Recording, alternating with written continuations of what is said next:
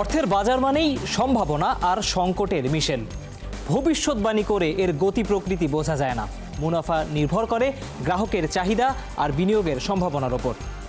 বাংলাদেশে ব্যাংকিং খাতের চড়াই উতরায়ের মাঝে বিনিয়োগের এই সম্ভাবনা ভালোভাবে কাজে লাগাচ্ছে নন ব্যাংকিং আর্থিক প্রতিষ্ঠানগুলো, তবে তাতেও চ্যালেঞ্জের কমতি নেই। আর এই সব কিছু জানতেই আমাদের আজকের দ্য বিজনেস সাথে আছি আমি তৌহিদ হোসেন। দর্শক, এই বিষয়ে কথা বলতে আমরা আমন্ত্রণ জানিয়েছি আইডিএলসি ফাইন্যান্স লিমিটেডের ব্যবস্থাপনা পরিচালক ও সিইও আরিফ খানকে। আসুন আমরা তাকে স্টুডিওতে স্বাগত জানাই।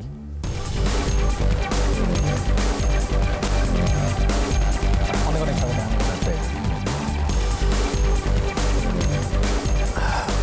কেন আরিফ খান, আজকে আমরা নন ব্যাংকিং ফাইন্যান্স ইনস্টিটিউশনগুলোকে আপনার অভিজ্ঞতা থেকে দেখব। আমরা আপনার কাছ থেকে জানবো কেমন করছে, কেমন আগামীতে করবে, সম্ভাবনা কোথায়, চ্যালেঞ্জ কোথায়। তবে তার আগে আমাদের হাতে একটি প্রতিবেদন আছে, সেটি দেখে আমরা আলোচনায় ফিরব। দর্শক, আমরা প্রতিবেদনটি আগে দেখে নিতে চাই।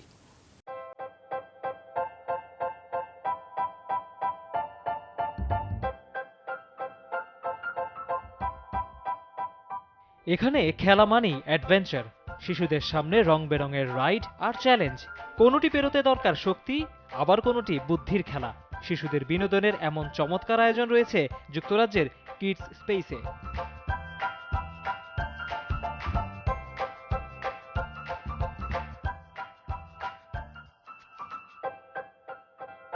প্রথম দফায় এর কার্যক্রম শুরু হয় 2005 সালে ব্রিটেনের পর্যটক মুখর শহর ব্র্যামফোর্ডে।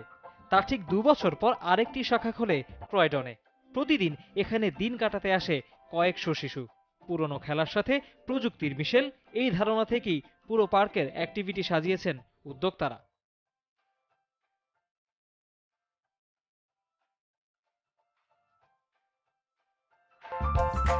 এর আগে থেকেই দক্ষিণ ইংল্যান্ডের সারে শহরে কার্যক্রম চলছিল হোবলটাউন অ্যাডভেঞ্চার ফার্মের। 2017 সালে এই পার্কের সাথে একীভূত হয় কিডস স্পেস। কথা ছিল সর্বোচ্চ 12 বছর বয়সী শিশুদের জন্য তৈরি হবে একটি আউটডোর পার্ক, কিন্তু সেজন্য দরকার ছিল $1 মিলিয়ন বিনিয়োগ।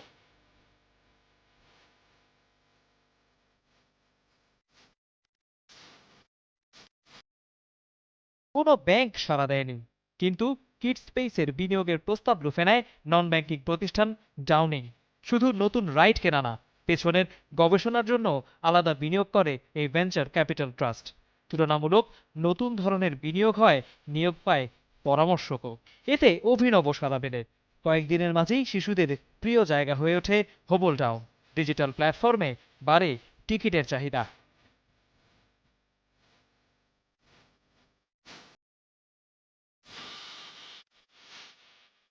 তবে একবার বিনিয়োগ করেই থেমে যায়নি ডাউনিং ভেঞ্চার। ব্যবসার কলেবর বাড়াতে কিডস স্পেসকে 120 একর নতুন জমি কিনে দেয় কোম্পানিটি।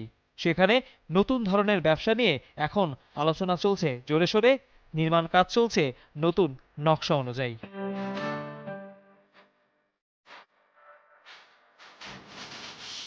নতুন ধরনের ব্যবসায় বিনিয়োগের এর চেয়ে ভালো উদাহরণ আর কি হতে পারে? দর্শক, আমরা প্রতিবেদনটি দেখে নিলাম। এবার আমরা আলোচনায় যাচ্ছি আইডিয়াল ফাইন্যান্স লিমিটেডের সিইওর সাথে, জনাব আরিফ খান। বলেছিলাম আপনার অভিজ্ঞতা জানবো। নন ব্যাংকিং ফাইন্যান্স ইনস্টিটিউশন বাংলাদেশে এক ধরনের এরা চালু করেছে, আমি বলবো। ব্যাংকিং খাতের বাইরে এসেও যে বিনিয়োগের একটি জায়গা তৈরি করা যায় সেটি তারা দেখিয়েছে, কিন্তু এই বিনিয়োগের পরিসর দিন শেষে কতটা বড় হলো আপনার অভিজ্ঞতা থেকে জানতে চাই, কি মনে করেন? জি, ধন্যবাদ আপনাকে। আমাদের প্রতিষ্ঠানের নাম আইডিএলসি ফাইন্যান্স এবং আমরা 34 ইয়ার্স আগে শুরু করেছি এবং এই ইন্ডাস্ট্রির ওয়ান অফ দ্য পায়োনিয়ার, প্রথম দিকে আমরা শুরু করেছি। তো ব্যাংক এবং নন ব্যাংকের মধ্যে পার্থক্য যেটা বাংলাদেশে এখনো পর্যন্ত আইন অনুযায়ী আছে, যে ব্যাংক যত ধরনের লোন দেয় আমরাও তত ধরনের লোনই দিই। ধরেন housing loan, SME loan, commercial loan, corporate loan, personal loan, credit card. But bank chequebook issue করে, কাউন্টারে যে কেউ টাকা ডিপোজিট করলে কাউন্টারে চেক প্লেস করে টাকা নিতে পারে। আমাদের এখানে মিনিমাম ডিপোজিট হচ্ছে 3 মান্থস। আর ব্যাংকগুলো ফরেন কারেন্সি ট্রানজ্যাকশন করে, আমরা সেই ফরেন কারেন্সি ট্রানজ্যাকশন করি না। এই দুইটা এরিয়াতে পার্থক্য, আর বাকি সবগুলোই সিমিলার। তো পরিসরটা হচ্ছে, এখন বাংলাদেশের ব্যাংকিং সিস্টেমের সমস্ত ব্যাংকের টোটাল লোন যদি আমরা চিন্তা করি যে কত টাকা লোন দিল পুরো সিস্টেমে, সেটা US ডলারে $120 বিলিয়ন, বাংলাদেশি টাকায় 8,67,000 কোটি টাকা ব্যাংকের। $120 বিলিয়ন। আর আমাদের সেক্টরের টোটাল ফাইন্যান্সিং হচ্ছে অ্যারাউন্ড $8 বিলিয়ন, ধরেন 60 to 65,000 crore টাকা। বাট পার্থক্যটা হচ্ছে এইখানে যত লোন দেওয়া হয় সবগুলা ইন্ডাস্ট্রিয়াল লোন দেওয়া হয় মেইনলি, ওয়ার্কিং ক্যাপিটাল লোনের পরিমাণ খুবই কম। যতটা ইনভেস্টমেন্টের সম্ভাবনা নিয়ে বা বাজার দেখে এই ফাইন্যান্স কোম্পানিগুলো বা আইডিএলসি ইনভেস্ট করেছিল, বাজারটা আসলে ততটা বড় হয়েছে কিনা দিন শেষে, নাকি মানুষের সেই ব্যাংকিং ডিপেন্ডেন্সির জায়গাটা এখনো রয়ে গিয়েছে? আমাদের সেক্টরের টোটাল লোনের পরিমাণ এখন 65,000 crore, সেটা কিন্তু ছোট অ্যামাউন্ট না, অনেক বড়, এবং এভরি ইয়ার এটা আপনার অ্যারাউন্ড 15% রেটে গ্রো করছে। সো বাংলাদেশের জিডিপি গ্রো করছে 8% রেটে, আর ইন্ডাস্ট্রিটা গ্রো করছে 15% রেটে। সো এক্সপ্যান্ড করছে।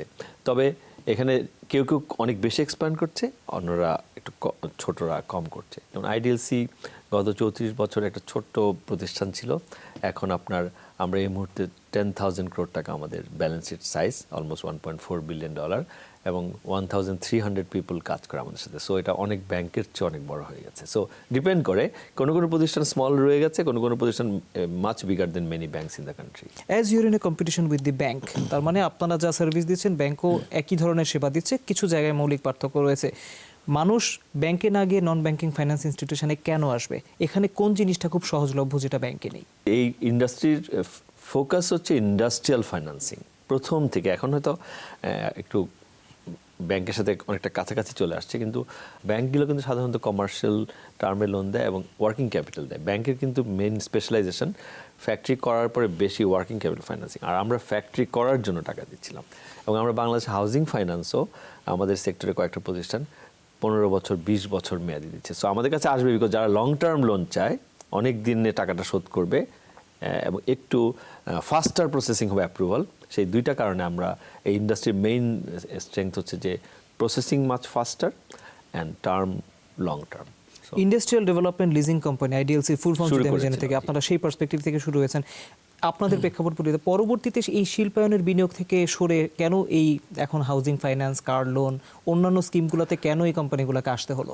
সেটা আমাদের যে ফাইন্যান্সিয়াল ইনস্টিটিউশনস অ্যাক্ট, সেটার মধ্যে এই সমস্ত ফাইন্যান্সিং প্রোডাক্ট লঞ্চ করা যায়। তো এখনও মেজরিটি ইন্ডাস্ট্রিয়াল ফাইন্যান্সিং, কিন্তু সাথে সাথে আরও প্রোডাক্ট লঞ্চ করতে হবে। কাস্টমার ডিম্যান্ড আছে যে এই কাস্টমার আপনার ইন্ডাস্ট্রিয়াল ক্লায়েন্ট হচ্ছে, সে ভাবছে আমার একটা গাড়ি কিনতে হবে, তখন সেই তাদের এক্সিকিউটিভদের গাড়ি কিনতে হবে, কোম্পানির ম্যানেজারদের গাড়ি কিনতে হবে, তখন আমরা সেটাতে এসেছি। যখন অনেক সময় দেখা যায় তাদের অনেক ক্ষেত্রে পার্সোনাল লোন দরকার, তখন আমরা সেটাতে এসেছি। তো এখনও কিন্তু এই ইন্ডাস্ট্রিয়াল ফাইন্যান্সিংটা মেজর ফোকাস। আর হাউজিং ফাইন্যান্স আমি মনে করি যে বাংলাদেশে মানুষের একটা প্রধান নিড হচ্ছে থাকার জায়গা, এবং আপনি অবাক হয়ে যাবেন যে দেশে বহু মানুষ সারা জীবন বাসা ভাড়ায় থাকে। সে ইনকাম করার শুরুতে তার বাবাকে দেখে বাসা ভাড়ায় থাকছে, সে বড় হয় বাসা ভাড়ায় থাকে, সে নিজের ছেলে মেয়েকে রেখে যায়, তখনও তারা বাসা ভাড়ায় থাকে, ভাড়া বাসায় থাকে। এবং এটা একটা পুরো সোসাইটির ফেলিওর। আমাদের সংবিধান কিন্তু বলছে প্রত্যেকটা মানুষের একটা থাকার অধিকার থাকা উচিত। কেন তারা ভাড়া বাসা থাকে? কারণ তার যে লোন নিয়ে বাসাটা কিনবে, সেটা যে ইনস্টলমেন্ট হবে, কিস্তি হবে, সেটা তার যে বাসা ভাড়া দেয় তার সমান না, তার চেয়ে বেশি। তা আমরা যদি সবাই মিলে চেষ্টা করি যে এমন একটা স্কিম করার জন্য যে যেই টাকা মাসিক বাসা ভাড়া দেয় সেটাই তার মাসিক ইএমআই আর কিস্তি, এবং এটা যদি আমি 25 থেকে 30 বছর মেয়াদি একটা লোন করি, তাহলে কিন্তু করা সম্ভব। তাহলে এই যে লং টার্ম 25 বছর মেয়াদি হাউজিং ফাইন্যান্স, বাসা ভাড়ার কাছাকাছি একটা কিস্তি, এটা তো অবশ্যই ইকোনমির জন্য একটা প্রয়োজনীয় জিনিস। সেই কাজটা আমরা করছি। আপনি অবাক হবেন যে আইডিএলসি এখন প্রতি বছর 1,000 কোটি টাকা হাউজিং ফাইন্যান্স দেয়, 1,000 crore। যদি হাউস বিল্ডিং ফাইন্যান্স কর্পোরেশন, যার নাম সবাই জানি আমরা, তাদের এই বছরের টার্গেট 500 কোটি টাকা। সো আমরা তাদের চেয়েও ডাবল হাউজিং ফাইন্যান্স করছি। এবং আশ্চর্য ব্যাপার হচ্ছে যে হাউজিং ফাইন্যান্স মানুষ যারা নেয় তারা ডিফল্ট করে না, তারা নিজের বাসাটা কেনার জন্য টাকা নেয়, ওই টাকাটা ফেরত দেয়। তো আমি মনে করি হাউজিং ফাইন্যান্সও একটা লং টার্ম ফাইন্যান্সিং নিড, যেটা মানুষের মৌলিক অধিকারকে পূরণ করে। সো আইডিএলসি সেই কারণেই হাউজিং ফাইন্যান্স দেয়, এবং আজকে এই সময় আমাদের প্রায় 3,000 কোটি টাকা এই মুহূর্তে হাউজিং ফাইন্যান্সে লোন দেওয়া আছে। যে শিল্পায়নকে ফোকাস করে আপনাদের অগ্রযাত্রা শুরু হলো, অর্থাৎ বলা হয় যে শিল্পায়ন হলেই বাংলাদেশে কর্মসংস্থান তৈরি হবে। এই শিল্পায়নের ইনভেস্টমেন্টের কথাই বলি, বা এখন যে নতুন নতুন স্কিমগুলো এসেছে সেখানে যখন আপনারা ইনভেস্ট করেন, চ্যালেঞ্জগুলো আসলে কোথায় থাকে দিন শেষে? কোন জিনিসগুলো মনে হয় যে না থাকলে বাংলাদেশে আরো স্মুথলি ব্যবসা করা যেত? আমি কিন্তু একজনের কাছে টাকা নিচ্ছি, আপনার কাছ থেকে ডিপোজিট নেই, সেই টাকাটা আমি আরেকজনকে বিজনেস করার জন্য, এটা ইকোনমিক্সের থিওরি। যাদের এক্সট্রা টাকা আছে তাদের টাকাটা এনে যারা বিজনেস করছে তাদেরকে দেওয়া। এখন দেওয়ার পর যদি টাকা ফেরত না দেয় সে, যেটা বাংলাদেশের প্রধান সমস্যা, যে মন্দ ঋণ, ব্যাড লোন 11-12%। তো এইটা অ্যাসেস করা খুবই ডিফিকাল্ট যে কোন বিজনেসটা সাকসেসফুল হবে, কোন এন্টারপ্রেনার ইন্টেনশন ভালো টাকা ফেরত দেওয়ার। আপনি যদি টাকা ফেরত না দেয় তাহলে আপনার রিকভার মেথোডোলজি কী হবে, এটা একটা বিরাট সাবজেক্ট। এবং যেই কারণে কোনো ব্যাংকের এনপিএল, এটা আমরা এখন একটা কোম্পানির নাম শুনছি যে অবসায়ন হবে, তার এনপিএল 55%, 100 টাকার মধ্যে 55 টাকা ব্যাড লোন হয়ে গেছে। আর আইডিএলসির এনপিএল হচ্ছে 2.3%। তো এই যে পার্থক্যটার জন্য একটা বিরাট প্রসেস আছে, সেটা অনেক কিছু দেখার ব্যাপার, সেটা আমি আর ডিটেলসে যাচ্ছি না। এটা হচ্ছে এই চ্যালেঞ্জ। আর কি থাকলে ব্যবসা করতে সুবিধা হতো, আমি মনে করি অনেক পরিবর্তন হয়েছে দেশে। এখন আমাদের জিডিপি গ্রোথের 8% হচ্ছে, কিন্তু আমরা অনেক ভালো, আরও বেশি ভালো করতে পারতাম। আপনি যদি ভিয়েতনামের সাথে বাংলাদেশে কম্পেয়ার করেন, ওরা কিন্তু আরও ফাস্টার রেটে আগাচ্ছে। সেই ক্ষেত্রে আমাদের এইজ অফ ডুইং বিজনেস একটা ইন্ডেক্স আছে, যে ব্যবসা করতে কত সহজে কোন দেশে করা যায়। হ্যাঁ, এটা বিভিন্ন ফ্যাক্টরকে কনসিডার করে একটা র্যাঙ্কিং করা হয়। তা আমাদের এইজ অফ ডুইং বিজনেস র্যাঙ্কিংয়ে বাংলাদেশের অবস্থান পৃথিবীর অনেক দেশের তুলনায় একদম শেষের দিকে। তার মানে একটা জমি পেতে, একটা ইলেকট্রিসিটি কানেকশন পেতে, একটা গ্যাস লাইন পেতে, একটা রেজিস্ট্রেশন করতে, একটা লাইসেন্স পেতে, এরকম অসংখ্য রকমের পারমিশন দরকার হয়, জিনিসপত্র দরকার হয়। এগুলাতে বিভিন্ন সময় মাসের পর মাস লেগে যায়। যদিও উন্নতি হচ্ছে আমাদের আগের তুলনায়, কিন্তু উন্নতির পেসটা হয়তো আরও বাড়ানো যায়। এবং এইটা ভারত সরকার আমাদের মতো র্যাঙ্কিং ছিল আপনার 5 বছর আগে মোদী সরকারের। 167 থেকে প্রথমে 133 র্যাঙ্কিংয়ে আসছে, 133 থেকে এখন 99 র্যাঙ্কিংয়ে চলে আসছে। আমরা কিন্তু এখন 170-72 রয়ে গেছি।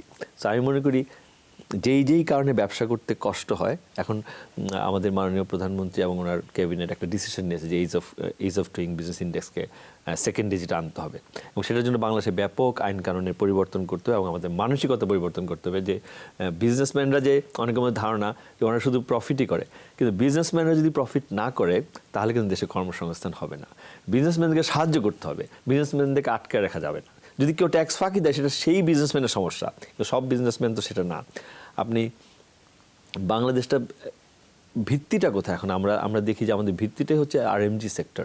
40 লাখ ছেলে মেয়ে কাজ করে, $30 বিলিয়ন আমরা ওখান থেকে আর্ন করি। তো এইটাতে বিজনেসম্যানরাই করছে। এখন বিজনেসম্যানদেরকে ব্যবসা করতে সহজ করে দিতে হবে। ভিয়েতনামকে ফলো করতে হবে, থাইল্যান্ডকে ফলো করতে হবে, সিঙ্গাপুরকে ফলো করতে হবে। ওরা কীভাবে কাজটা করলো, we can learn many things from them. এবং আমাদের যারা সরকারি বেসরকারি প্রতিষ্ঠানে মানে পলিসি মেকিং আছি, ওনাদেরকে বুঝতে হবে যে কোনো জিনিস নতুন করতে গেলে একটু চ্যালেঞ্জ হবে, কিন্তু চ্যালেঞ্জ হবে দেখে আমি পুরনো নিয়ম আঁকড়ে ধরে বসে থাকবো, হ্যাঁ, সেটা করলে কিন্তু করা যাবে না। আপনার প্রশ্নের উত্তর যদি আমি দিতে পারি, তাহলে আমার মনে হয় এটাই বলা উচিত যে ব্যবসাটা যাতে সহজভাবে করা যায়, যেই জায়গায় জটিলতাগুলো আছে, দীর্ঘসূত্রিতা হয়, ব্যুরোক্রেসি হয়, সেগুলোকে খুঁজে বের করে এলিমিনেট করতে হবে অথবা ইমপ্রুভ করতে হবে। ডুইং বিজনেস সূচকে ভালো করার জন্য এখন বিডা কাজ করছে, আমরা দেখছি তারা এক ধরনের এক ছাতার নিচে ওয়ান স্টপ সার্ভিস দেওয়ার চেষ্টা করছে। এটি এক ধরনের পার্সপেক্টিভ। আবার আমাদের দেশে গ্রাহকরা সিনসিয়ার না, তারা টাকা ঠিক সময় ফেরত দেয় না, that is one kind of situation as well. আরেকটা জায়গা হচ্ছে যে ব্যাংকিং খাতের মতো আপনাদের বিরুদ্ধে একটি অভিযোগই রয়েছে, আমি বলবো গ্রাহকদের, যে সুদের হারটা বেশি। আমাদের থেকে ইন্ডেক্সে মোটামুটি কাছাকাছি অবস্থানে থেকে অনেকে কিন্তু অনেক ভালো সুদের হারে লোন দিতে পারছে। বাংলাদেশে সেই সুদের হারটা এখনও নিশ্চিত করা গেল না। ব্যাংকিং খাতের চ্যালেঞ্জগুলো আলোচনায় উঠে আসে বারবার। নন ব্যাংকিং ফাইন্যান্সিয়াল ইনস্টিটিউশনগুলো কোথায় স্ট্রাগল করছে? জি, তো আপনি একটা জিনিস, সবাই জিনিসের সঙ্গে আলোচনা করেন, আমি যদি 1 মিনিট বলি তাহলে পরিষ্কার হয়ে যাবে।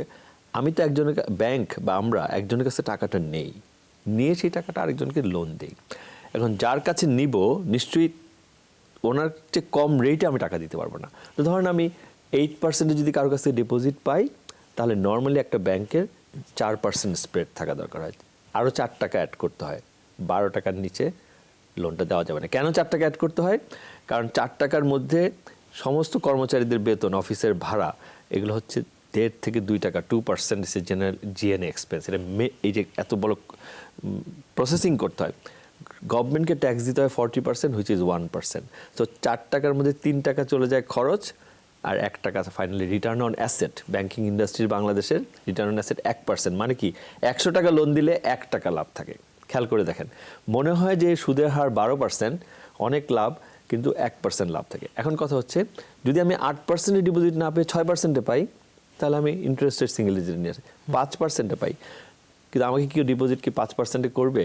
উনি বলবেন আমার কাছে তো এর চেয়ে বেটার অপশন আছে মার্কেটে, আমি তো সঞ্চয়পত্র কিনলে 11% পাই। সো যারা হাই রেট দেয়, গভর্নমেন্ট সিকিউরিটিজের রেট যখন কমে তখন মার্কেটে রেটটা গভর্নমেন্ট সিকিউরিটিজের রেটের থেকে ফিক্স হওয়া স্টার্ট করে। এটা সারা দুনিয়ার রুল, বইয়েরও rule. So government security rate should be the lowest because that is risk free. মানে বইতে বলা আছে রিস্ক ফ্রি রেট সবচেয়ে কম হয়ে যায়। তো বাংলাদেশ সমস্যাটা ডিপোজিট রেট হাই, একটা সমস্যা। ডিপোজিট রেট হাই হলে আমি তো ওই টাকার উপরে আমি বাকি খরচগুলোকে অ্যাড করে লোন দিব, এটা একটা কারণ। তো ডিপোজিট রেট লো করতে গেলে কি করতে হবে? দেশের ইনফ্লেশনও এখনও 5.5%। আপনি যদি বলেন লোনের ডিপোজিটের রেট 5.5% চেয়ে কম, তাহলে আপনি টাকা রাখবেন? আপনি ভাববেন 100 টাকায় যদি একটা ব্যাংকে টাকা রাখি 5.5%-এর চেয়ে কম পাই, তাহলে তো আমার মূল্যস্ফীতির কারণে আমার টাকার ভ্যালু কমে যাচ্ছে। তো মিনিমাম ইন্টারেস্ট রেট নর্মালি একটা দেশে ইনফ্লেশনের উপরে হতে হয়। এটা একটা লিঙ্কড, কিন্তু ইনফ্লেশন রেট কি, সরকারি সিকিউরিটি সুদের হার কত, সেই দুইটা ঠিক করে আমি কত টাকায় ডিপোজিট পাবো। আমরা কিন্তু 2017 সালে ইন্টারেস্ট রেট প্রায় 9%-এর লোন দিচ্ছিলাম। তখন কিন্তু আমরা ডিপোজিট নিতাম 6%-এ। আমি মনে করি ডিপোজিট রেটটা যদি কমানো যায় তাহলে আবার সিঙ্গেল ডিজিট আনা সম্ভব, এবং এটা আনা উচিত। কারণ হচ্ছে বিজনেস কমিউনিটি যারা আপনার 13-14%-এর লোন নেবে, সে কত পার্সেন্ট প্রফিট করবে যে ব্যাংকে 13-14% ইন্টারেস্ট পে করে তারপর প্রফিট করতে হবে। So it's extremely challenging. Because অন্য দেশে তো তার যারা কম্পিটিটর তারা তো 6-7%-এর লোন পাচ্ছে, 5% পাচ্ছে। সো আমাদেরকে অবশ্যই সবাই মিলে চেষ্টা করতে হবে যাতে এই রেট কমানো যায়। আরেকটা ফ্যাক্টর, এনপিএল বেশি বাংলাদেশে। এই যে মন্দ ঋণের হার বেশি, এই টাকাটা কে দেয়? এই যে এখন 1,20,000 কোটি টাকা লোকে বলছে যে ক্লাসিফাইড লোন। এখন এই যে টাকাটা যদি ফেরত না আসে, এটা তো একটা ডিপোজিটেরই টাকা, তাহলে এই টাকাটা যে লস হচ্ছে, এই টাকাটা তো চার্জ করা হবে যারা গুড বরোয়ার তাদের উপরে, কারণ ওখানে সুদের হারটা বাড়ায় এই লসটা কাভার করা হবে। সো এনপিএল রেশিও যদি আমরা কমিয়ে নিয়ে আনতে পারি, অরিজিনাল ডিপোজিট কস্ট কমায় নিয়ে আসতে পারি, এই দুইটা ফ্যাক্টর। আর থার্ড ফ্যাক্টর, আমরা যারা কর্মচারীরা বেতন নিয়ে অফিস রান করি, যে ম্যানেজমেন্ট এক্সপেন্স, এইটা বাংলাদেশে অন্য দেশের তুলনায় হাই। সো আমাদের অপারেটিং কস্ট কমাতে হবে, আমাদের এনপিএল কমাতে হবে, আমাদের অরিজিনাল ডিপোজিট কস্ট কমাতে হবে। তিনটা জিনিস যদি আমরা কমিয়ে ফেলতে পারি, তবেই ইন্টারেস্ট রেট সিঙ্গেল ডিজিট আসবে। তো এটা চ্যালেঞ্জিং ব্যাপার। এই যে ইন্টারেস্ট রেট নিয়ে আমরা আরো আলোচনায় ফিরবো, আমাদের একটি বিরতি নিয়ে নিতে হচ্ছে, তারপরে আলোচনায় ফিরবো। দর্শক, বাংলাদেশের নন ব্যাংকিং ফাইন্যান্সিং নিয়ে কিন্তু বেশ জমজমাট আলোচনা চলছে। আমরা একটি বিরতির পর খুব দ্রুত ফিরবো, আমাদের সাথেই থাকবে।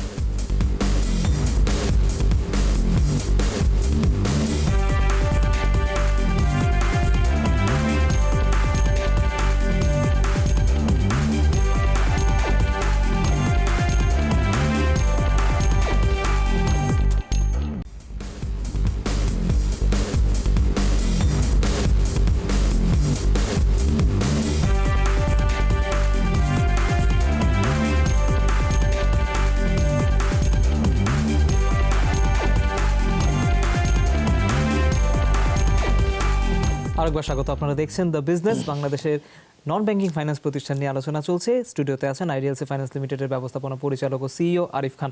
আমরা সুদের হার নিয়ে কথা বলছিলাম। এক ধরনের চিকেন এগ ডিবেট আছে। গ্রাহক বলে যে ম্যানেজমেন্ট যদি ভালো হতো আরও বেশি, তাহলে খেলাপি হতো না, টাকাগুলো ফেরত আসতো, ভালোভাবে কম সুদে ঋণ নেওয়া যেত। আপনারা বলছেন যে গ্রাহকের এন্ডে এক ধরনের সতর্কতার অভাব আছে, তারা সবসময় টাকা ফেরত দেয়, সেটি তা না। নন ব্যাংকিং ফাইন্যান্সের ক্ষেত্রে আমরা যেটি দেখি, দু ধরনের কেস স্টাডি আছে। খুব ভালো করছে এরকম কেস স্টাডিও আছে, আবার খুব ভালো করেনি একটি প্রতিষ্ঠানের আলোচনা এখন ইদানিং প্রায় হচ্ছে, সেটিতে অবসানের সিদ্ধান্ত হয়েই গেল। এই ধরনের এক্সপিরিয়েন্স, মিক্সড এক্সপিরিয়েন্স কেন হচ্ছে নন ব্যাংকিং ফাইন্যান্সে? এক্সাম্পলটা সেট করার দায়িত্বটা তাহলে কিভাবে আসবে, আপনি কি মনে করেন? জি, আমাদের কিন্তু যদি সেক্টরাল বলি, কমার্শিয়াল ব্যাংকিং সেক্টরের এনপিএল রেশিও বাংলাদেশ ব্যাংকের স্ট্যাটিস্টিক্স অনুযায়ী 11.4%, আর এনবিএফআই এর সেক্টরের এনপিএল রেশিও 8%। সো এখনও ওভারঅল সেক্টর ওয়াইজ ব্যাংকিং সেক্টরের তুলনায় এনবিএফআই এর এনপিএল রেশিও কম আছে, এটা বাংলাদেশ ব্যাংকের লেটেস্ট স্ট্যাটিস্টিক্স। কিন্তু অনেকের কিন্তু খুবই হাই, আমি শুনেছি 30% এনপিএল, 40% এনপিএল। তো এইটা একটা গ্রাহক যেটা বলেছেন যে ম্যানেজমেন্ট যদি ভালো হয় তাহলে এটা হয় না, আবার আমরা বলি যে গ্রাহক যদি ভালো হয় টাকা হয়। আসলে আমি মনে করি সব কিছু ডিপেন্ড করে গুড গভর্নেন্স, সুশাসন মানে কি? যে আমি আমার ক্লায়েন্টের টাকা নিব, ডিপোজিটস, যিনি ওনার মেয়ের বিয়ে দেওয়ার জন্য টাকা জমিয়েছেন, রিটায়ারমেন্টের পরে টাকা জমাচ্ছেন স্বাস্থ্যসেবার জন্য, ফিউচার অসুস্থ হয়ে গেলে ছেলেকে লেখাপড়া করার জন্য টাকা জমাচ্ছেন, ওনার টাকাকে আমি আমানতকারী, মিনিং আমি আমানতকারী, যে আমি সর্বোচ্চ চেষ্টা করতে হবে যে ওনার টাকা যেন সেফ থাকে। তো এখন যদি আমার ইন্টেনশন খারাপ হয় as board of directors or CEO managing director and the management team, যে না আমি এখানে আমার পরিচিত লোকজনকে টাকা দিব, তাহলে তো আপনি ভালো করতে পারবেন না। সো সুশাসন মানে হচ্ছে নিয়ত, আমি খুবই সহজভাবে বলে মানুষের বোঝে, ইন্টেনশন।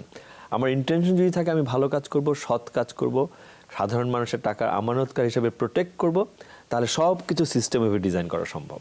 এবং এটা অনেক কষ্টের ব্যাপার, অনেক দিন ধরে প্রসেসটা তৈরি করতে হয়। আমি বলবো যে এটা সুশাসনটা স্টার্ট করতে হবে ম্যানেজমেন্ট টিম এবং সিইও অ্যান্ড ম্যানেজিং ডিরেক্টরকে দিয়ে। কারণ আমি যদি একটা লোন দেওয়ার সময় আমাকে আনডিউ কেউ রিকোয়েস্ট করে যে এই লোনটা নিয়মের মধ্যে পড়ে না, আপনাকে দিতে হবে, তাহলে আমার ওই পার্সোনালিটি থাকতে হবে, ওই সৎ সাহস থাকতে হবে এটাকে না করার জন্য। আমাদের 34 ইয়ার্সে অ্যাকচুয়াল লসের পরিমাণ 1%-এর কম। আইডিএলসি 99% মানি এই দেশে ব্যাংকিং করে কালেক্ট করে, যেখানে অ্যাভারেজ ব্যাংকিংয়ের এক্সটেন্ডেড এনপিএল 17-18%। এটা secretটা কি? কীভাবে সম্ভব? সম্ভব হচ্ছে আমরা কখনোই আমাদের বোর্ড অফ ডিরেক্টরস আমাদের ম্যানেজমেন্টকে কোনো ইনফ্লুয়েন্স করে নাই। I have never seen a single case where any board member or chairman requested that you have to do this. It is totally management driven. এখন অনেক বোর্ডের পরিচালকরা মনে করেন যে আমি যদি এখানে ইনফ্লুয়েন্স না করি তাহলে আমার লাভ হবে না, কিন্তু আইডিএলসির ইতিহাস দেখেন, 34 বছরে এই কোম্পানির এখন মার্কেট ক্যাপ, মার্কেট ভ্যালু শেয়ারটা $250 মিলিয়ন। সো ওনার যারা, তারা ইন্টারফেয়ার করলে যত টাকা লাভ হতো তার চেয়ে মিলিয়ন টাইমস বেশি লাভ হয়ে গেছে। সো ম্যানেজমেন্ট টিমকে দায়িত্ব ছেড়ে দিলে, গুড ম্যানেজমেন্ট টিমকে, সেটা ভালো হয়। দ্বিতীয় কথা হচ্ছে যে CEO and the team totally professional. আমাদের লোন 100টা লোনের মধ্যে 72টা লোন, 72% লোন অ্যাপ্রুভ করে assistant manager, manager and senior manager, অনেক জুনিয়র লেভেল ছেলেরা। মানে আমাদের সিনিয়র ম্যানেজারের উপরে এজিএম আছে, ডিজিএম আছে, জেনারেল ম্যানেজার আছে, ডিএমডি আছে, এমডি আছে। আমরা কিন্তু লোনগুলো অ্যাপ্রুভালে দেখি না। 72% loan approved by the assistant managers and senior. কীভাবে? ওদেরকে প্রসেস লিখে দেওয়া আছে, এই হলে লোন পাবে, এই হলে লোন পাবে না, এই ডকুমেন্টগুলো দেখতে হবে। এবং সেইটা প্লেস করতে হবে একটা ক্রেডিট কমিটিতে 7 জন মেম্বার। ওই 7 জন মেম্বার যদি একমত না হয় তাহলে লোনটা অ্যাপ্রুভ হবে না। সো পুরো প্রসেসটা এমনভাবে ডিজাইন করা, কেউ চাইলে, আমি চাইলে একটা লোন আমি একা আইডিএলসি সিইও হিসেবে দিতে পারবো না, আমারও কোনো অথরিটি নেই। It has to be approved by the head of credit. আরেকজন আছে জেনারেল ম্যানেজার, উনি হেড অফ, প্রত্যেকটা লোন উনি কনসেন্ট না হলে কোনো লোন হবে না। এখন আমি যদি বলি লোনটা দিয়ে দাও আর উনি যদি বলে আমি দিব না, এটা হবে না। এবং আপনি একদিন খেয়াল করে দেখবেন যে এই দেশে ব্যাংকিং সিস্টেমে সবাই কী করে, যে আমি একটা মর্টগেজ নিয়ে টাকা দিব। মর্টগেজটা কি, আমি যদি উনি যদি টাকা না দেয় তাহলে আমি এটা বিক্রি করে টাকা নেব। কিন্তু আনফর্চুনেটলি যেই জমি মর্টগেজ নেন সেটা বিক্রি করা যায় না 10 বছরও, আইনি জটিলতার কারণে। তাহলে মর্টগেজ আপনাকে কোনো সেফগার্ড দিতে পারে না। আমরা মর্টগেজের উপরে ওয়েট না দিয়ে আমরা ওয়েট দিয়ে বেশি কাস্টমারটা কীরকম মানুষ, ওনার বিজনেসটা কীরকম, এই 2টা পয়েন্টে। সো আমরা জানি যে প্রবলেম হলে মর্টগেজ বিক্রি করে টাকা রিকভার করা যায় না, কিন্তু মানুষ সিলেকশন যদি ভুল হয়ে যায়, বিজনেস সিলেকশন যদি ভুল হয়ে যায়, তাহলে ইউ আর স্টাক। সো আমাদের অ্যাপ্রোচটাই আলাদা। আমাদের সেলস 500 জন সেলসের ছেলে মেয়ে আছে, ওরা কাস্টমারের দোকানে, আমরা তো এসএমই ফাইন্যান্সিং করি বেশি, বাজারে, দোকানে, ফ্যাক্টরিতে, ওদের অফিসে যে ওদের কাছে সারাক্ষণ ওদের সাথে থাকে এবং সেখান থেকে কালেক্ট করে। সো এই যে প্রসেসটা, এই প্রসেসটা কিন্তু অনেক দিন ধরে, 15 বছর ধরে তৈরি করা হয়েছে। এবং আইডিএলসির 43% এসএমই ফাইন্যান্সিং এবং এনপিএল রেশিও 2%, 2.5%। তার মানে আপনারা হচ্ছেন জলজন্ত কেস স্টাডি, আমি বলবো, নন ব্যাংকিং ফাইন্যান্স ইনস্টিটিউশনগুলোর ক্ষেত্রে এক। কিন্তু প্রশ্ন হচ্ছে যে এখন যে পারফরমেন্স দেখছি, এখন তো একটার সাথে আরেকটাকে মার্জ করা বা অ্যাকুইজিশনের কথা হরহামেশা আলোচনায় উঠে আসছে। বাংলাদেশ ব্যাংকও বিভিন্ন সময় বিভিন্ন ফোরামে এই ধরনের কথাগুলো বলছে। এই সেক্টরটাকে তাহলে আরেকটু ক্রিয়েটিভ কিভাবে করা যায়, আরেকটু কি বলবো, আরেকটু স্মুথ কিভাবে করা যায়, আপনাদের এই কেস স্টাডিটা কিভাবে বাকিদের ভিতরে ইনজেক্ট করা যায়, আপনি কি মনে করেন? সবার আগে শুরু করতে হবে যে আমার ইন্টেনশনটা ভালো করতে হবে। ইন্টেনশনটা ভালো না হলে সেন্ট্রাল ব্যাংকে আসতে হবে, ইন্সপেকশন করে বের করতে হবে যে কারা ব্যাড লোনগুলো দেওয়াতে জড়িত, কোন ব্যাংকের, কোন এনবিএফআইয়ের বোর্ড মিটিংয়ের মিনিটস বলে যে এটা প্রপারলি হচ্ছে না। তো সেখানে আর্লি ইন্টারভেনশন করতে হবে। আপনার একটা জিনিস পাইলড আপ হয়ে গেলে, অনেক ব্যাড লোন হয়ে গেলে, সেই কোম্পানি তো অবসান হয়েই যাবে। তো সেইখানে শুরুতেই যখন সিগন্যাল হবে যে না এটা তো একদিনে হয় না, এটা তো বাড়তে থাকে, তখনই সেখানে ইন্টারভেনশন করতে হবে। ম্যানেজিং ডিরেক্টরকে তার রেসপন্সিবিলিটি নিতে বাধ্য করতে হবে, বোর্ডকে জানাই দিতে হবে যে তোমার অথরিটি কী, তোমার অথরিটি কী না। এবং আমি মনে করি যে যদি ওরকম অ্যালার্মিং সিচুয়েশন হয়, বাংলাদেশ ব্যাংকে সেখানে আপনার অবজারভার নিয়োগ করতে হবে। সো ইটস এ প্রসেস, হঠাৎ করে একদিনে সব ঠিক হবে না, কিন্তু এখনও যদি আমরা শুরু করি, যেখানে যেখানে আর্লি ওয়ার্নিং সিগন্যাল আছে, যেই প্রতিষ্ঠানগুলোতে মনে হয় যে এখানে ব্যাড সিগন্যাল আছে, সেগুলোতে এই প্রক্রিয়া যেতে হবে। যারা গুড অর্গানাইজেশন, তাদের কাছে আমি বলবো সবাইকে টাকা রাখার জন্য। You have to check before placing your money যে তার মন্দ ঋণের হার কত। যেই প্রতিষ্ঠানের মন্দ ঋণের হার 10%-এর বেশি, ইটস অফকোর্স রিস্কি। আপনাদের ফান্ডিংয়ের একটা বড় জায়গা বা নন ব্যাংকিং ফাইন্যান্সগুলোর একটা ফান্ডিংয়ের বড় জায়গা ছিল ব্যাংক থেকে টাকা নিয়ে তারা অনেকে লোন দিত। ব্যাংকের অবস্থা তারও সংকট এখন একটা আলোচিত বিষয়। ওখান থেকে সরকারও আবার লোন নিতে চায়, বেসরকারি উদ্যোক্তারাও লোন নিতে চায়, আপনাদেরও ইনভেস্টমেন্ট হয়তো আপনারা এক্সপেক্ট করেন। যদি ব্যাংকের এই অবস্থা থাকে, তাহলে নন ব্যাংকিং ফাইন্যান্স ইনস্টিটিউশনগুলো আগামীতে মূলধন আসলে কোথায় পাবে? আমানতকারীদেরকে টানার জন্য তারা কি করছে? একটা তো আছে যে রিটেল কাস্টমার ডিপোজিট নিবে, সেটা কিন্তু অনেক কঠিন ব্যাপার।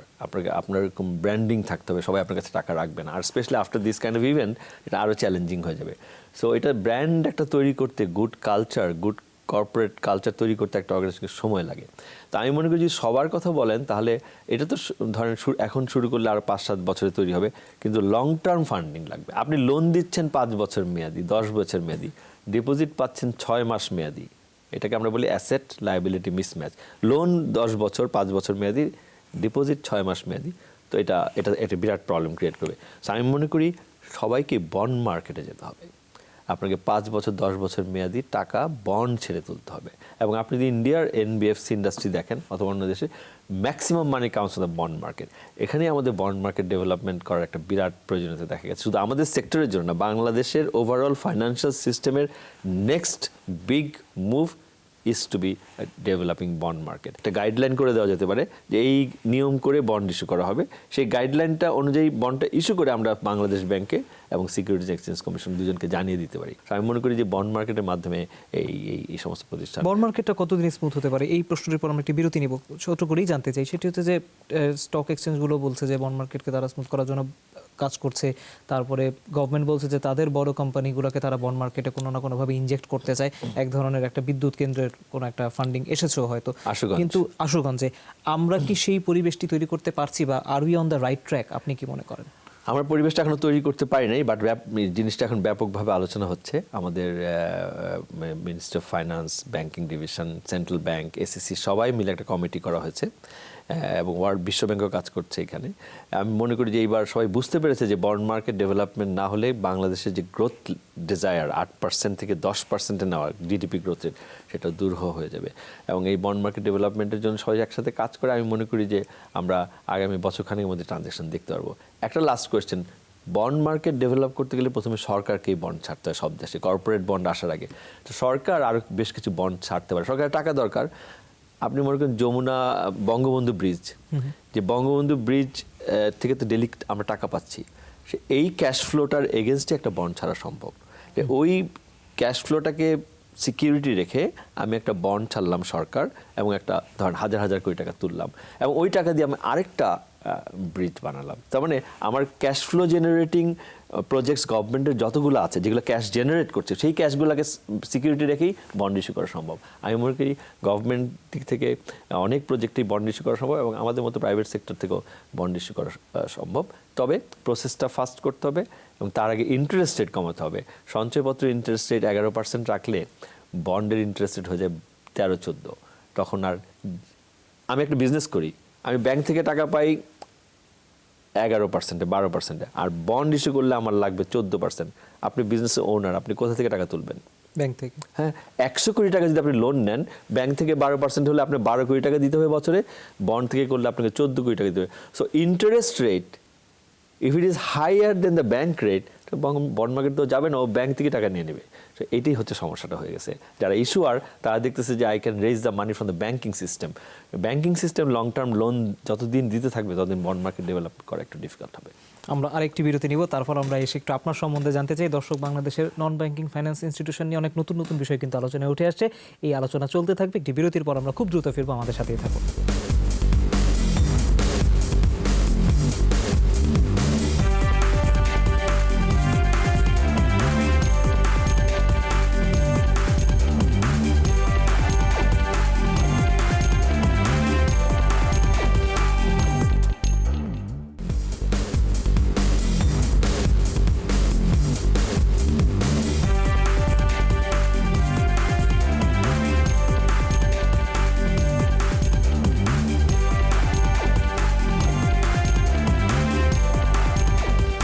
আরেকবার স্বাগত। আপনারা দেখছেন দ্য বিজনেস, আলোচনা চলছে বাংলাদেশের নন ব্যাংকিং ফাইন্যান্স ইনস্টিটিউশন নিয়ে। স্টুডিওতে আছেন আইডিএলসি ফাইন্যান্স লিমিটেডের সিইও আরিফ খান। আমরা তো খাত নিয়ে আলোচনা করলাম, আপনার সম্বন্ধে আমরা কিছুটা গবেষণা করে আমরা 10টা র্যাপিড ফায়ার প্রশ্ন তৈরি করেছি। এটা হচ্ছে ইয়াং জেনারেশন যারা আপনার মতো হতে চায় বা আপনার সম্পর্কে জানতে চায়, তারাই 10টি প্রশ্ন উত্তর আপনার কাছ থেকে চাই। র্যাপিড ফায়ার অর্থাৎ দ্রুত উত্তর দিতে হবে। আমরা শুরু করছি। প্রথম প্রশ্ন সেটি হচ্ছে যে আইডিএলসি সিইও কি কাউকে ধার দেন? যদি দেন তাহলে তিনি কি কি দেখে একজন মানুষকে ধার দেন? আমি প্রথমেই মানুষটার ট্র্যাক রেকর্ড দেখি, তার কমিটমেন্ট করার সম্ভাবনা কতটুকু, রাখার সম্ভাবনা কতটুকু, এবং ওনার সাবজেক্ট উপরে নলেজ কতটুকু আছে। বিকজ উনি যদি সাবজেক্টটা না বুঝেন, ওনাকে টাকা দিলে টাকাটা রিপে করতে পারবেন না। সো ওনার নলেজ, ওনার পার্সোনালিটি, এই দুটো জিনিস খুব গুরুত্বপূর্ণ। আপনাকে কখনো কোনো কিছু কেনার জন্য, ধরুন গাড়ি বা অন্য কিছু কেনার জন্য কখনো ধার নিতে হয়েছে? হ্যাঁ, আমার বাড়ি কেনার জন্য ধার নিতে হয়েছে। আমি যে বাসাটা থাকি সেটার জন্য ধার নিতে হয়েছে। ব্যবসার গ্রেট আইডিয়া কিভাবে জেনারেট হয়? Great idea comes from all sources. একজন মানুষের কাছে আইডিয়া, একটা জুনিয়র ছিল, অনেক সময় গ্রেট আইডিয়া দিতে পারে। যারা চিন্তা করে বিভিন্ন জিনিস নিয়ে এবং এটা এইভাবে না হয়ে ওইভাবে হলে কি হতো, এই প্রশ্নটা করে, তাদের কাছে আইডিয়া হয়। যারা মনে করে যে আমরা যেরকম আছে সেরকম করলেই ভালো, তাদের কাছে আইডিয়া আসে না। যারা চেঞ্জকে পছন্দ করে, সব কিছু চেঞ্জ করতে চায়, তাদের কাছ থেকে আইডিয়াটা আসে। তো চেঞ্জ মেন্টালিটির লোকজনের কাছ থেকে আইডিয়া আসে। কর্মীদের কোনো কাজের জন্য আপনি মোটিভেট করেন কিভাবে? ধরুন একজন একটা কোনো কাজ আপনি দায়িত্ব দিলেন কিন্তু করতে চাচ্ছে না, তাকে আপনি কিভাবে মোটিভেট করেন? ও আমি সবসময় সবাই প্রচণ্ড বিলিভ করি প্রত্যেকটা মানুষ সব কিছু পারে, কোনো না কোনো কিছু পারে। কেউ গান ভালো করতে পারে, কেউ খেলতে ভালো পারে, কেউ আমার মতো ব্যাংকার হতে পারে। প্রতিটা মানুষের কোনো না কোনো কোয়ালিটি। আমি ওকে শুধু এটুকু বলি, তুমি পারবা, তুমি আমার চেয়ে ভালো পারবা। আমি সব জুনিয়র ছেলেদেরকে বলি, you can exceed my level. তোমার মধ্যে এবিলিটি আছে, সো তুমি সাহস করে মন ঢেলে কাজ করো। I think if you can inspire people rightly with right kind of example, মানুষ তার কথাই শুনে, যার ট্র্যাক রেকর্ডে দেখে যে ওনার কথা শোনা যায়, এবং ইন্সপায়ারেশন করার জন্য আপনাকে একটা রোল মডেল হতে হবে এবং তাকে সব সুযোগ করে দিতে হবে যে okay you do it, you can do it. And actually junior ছেলে মেয়ে, আমার এক্সপিরিয়েন্সে অনেক 15-20 বছর এক্সপিরিয়েন্স ছেলে মেয়েদের চেয়ে অনেক বেটার রেজাল্ট ডেলিভার করে। বিকজ তাদেরকে যখন এই সুযোগটা দেওয়া হয়, তারা কমপ্লিটলি ডিফারেন্ট রেজাল্ট নিয়ে আসে। আপনাকে তো অনেক মিটিং করতে হয় ব্যবসার কাজে বা কোম্পানির কাজে। মিটিংয়ে নিজের কাজ আদায় করে নেওয়ার সবচেয়ে ভালো কৌশল কি?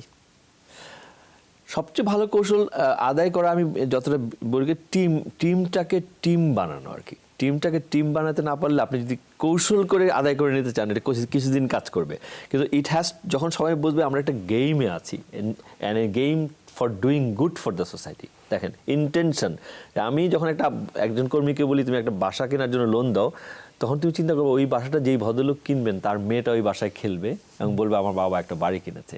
এটা চিন্তা করলে তোমার মনে হয় না লোন দিতে অনেক তোমার শান্তি লাগে? বলে হ্যাঁ। এক্স্যাক্টলি, তোমার ইন্টেনশন যদি রাইট থাকে তাহলে তুমি অবশ্যই কাজটা করতে পারবে ভালো মতো এবং তুমি এনজয় করবা সেটা। বাংলাদেশের কর্পোরেট কালচারে একজন বসকে সবচেয়ে বেশি কোন চ্যালেঞ্জ সামাল দিতে হয়? I think there are many conflicting stakeholders: regulator, government, shareholder, depositors, colleagues, employees.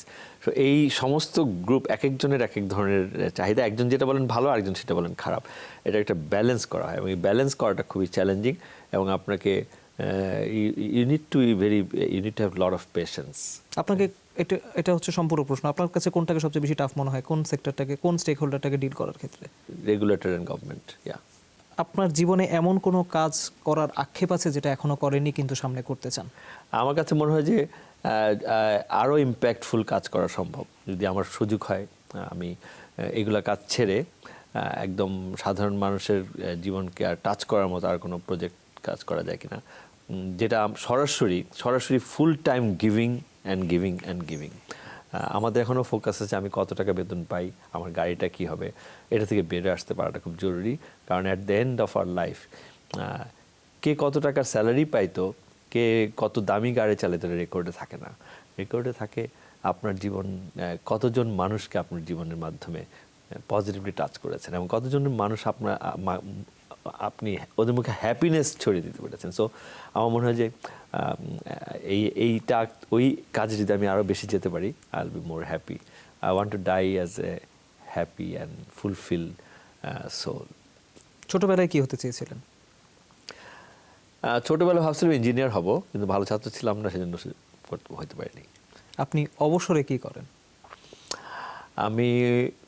আমার খুব ফেভারিট হচ্ছে আপনার বই পড়া। আমি প্রতি বছর আমার এখন টার্গেট 50টা নতুন বই পড়া। So every month 3 books. আমি যখনই বাইরে যাই, আর আমি ট্রাভেলিং পছন্দ করি।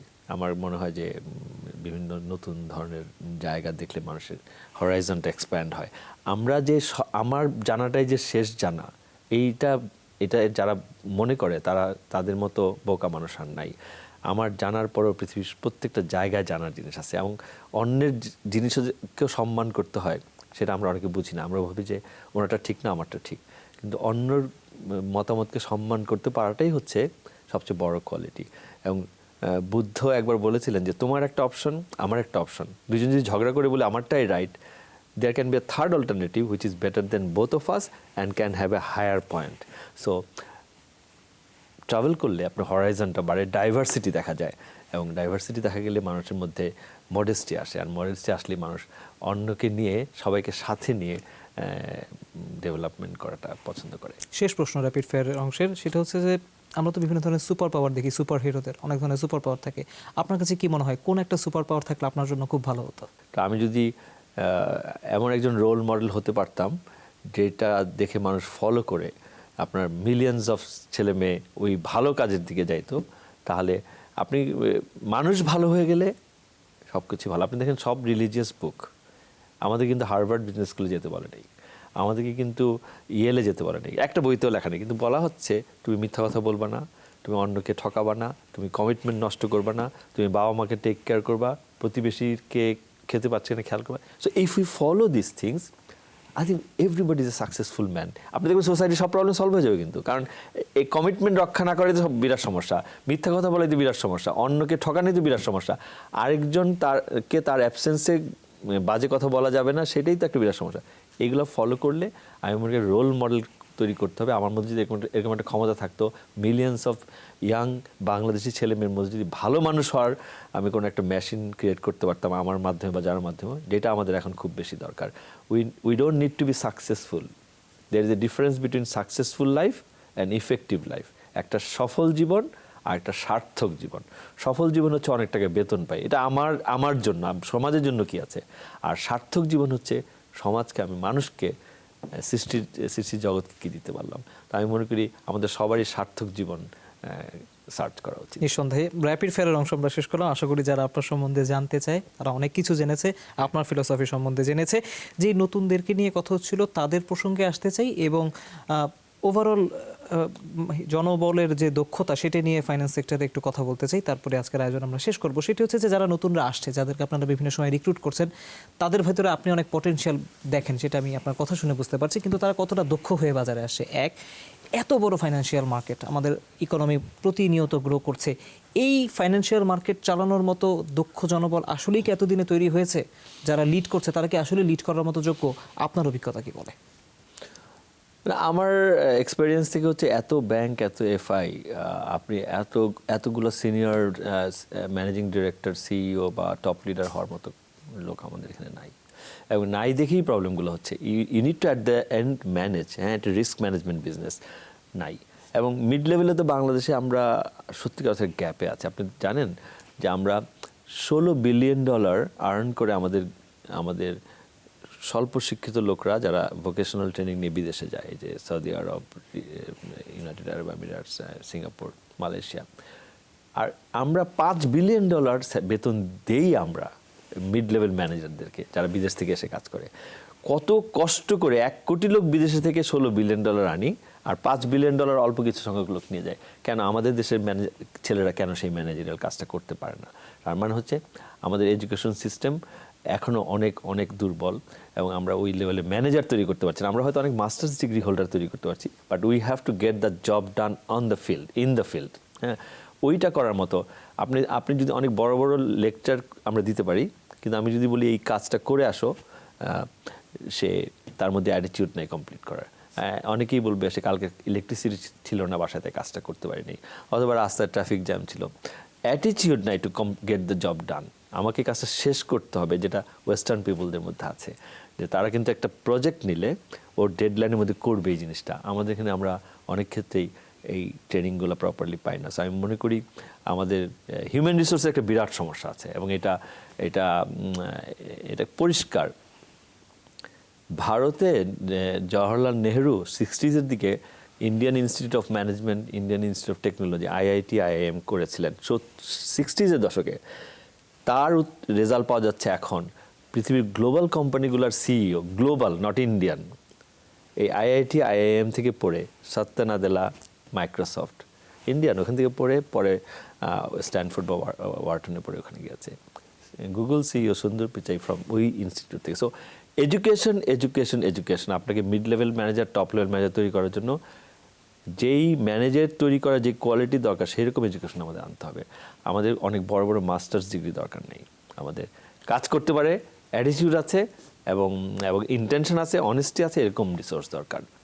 আমরা তেমনটি আশা করি। আজকে আমাদের আয়োজন এখানেই শেষ করতে হচ্ছে। আপনি আমাদেরকে স্টুডিওতে সময় দিয়েছেন, সেজন্য অনেক ধন্যবাদ। আপনাকে ধন্যবাদ এবং যমুনা টিভিকে ধন্যবাদ। দর্শক, আমরা এক ধরনের অর্থের চক্রে বসবাস করি। সেই অর্থটি যখন মধ্যবিত্ত বা নিম্নবিত্তর আলোচনায় চলে আসে, তখন তাকে ঋণ নিতে হয়, তাকে তার স্বপ্ন পূরণ করার জন্য অনেক জায়গা থেকে অর্থ সংগ্রহ করতে হয়। সেটির জন্য ব্যাংক এক ধরনের ভরসার জায়গা তৈরি করেছে। সেই ভরসাটি হারিয়ে গেছে বলবো না, কিন্তু এখন কিন্তু নতুন করে একটি ভরসার জায়গা তৈরি করেছে এই নন ব্যাংকিং ফাইন্যান্স ইনস্টিটিউশনগুলো। তাদেরকেও কিন্তু অনেক চড়াই উতরাই পেরিয়ে এসে এই সেবা দিতে হচ্ছে এবং ব্যবসা করতে হচ্ছে।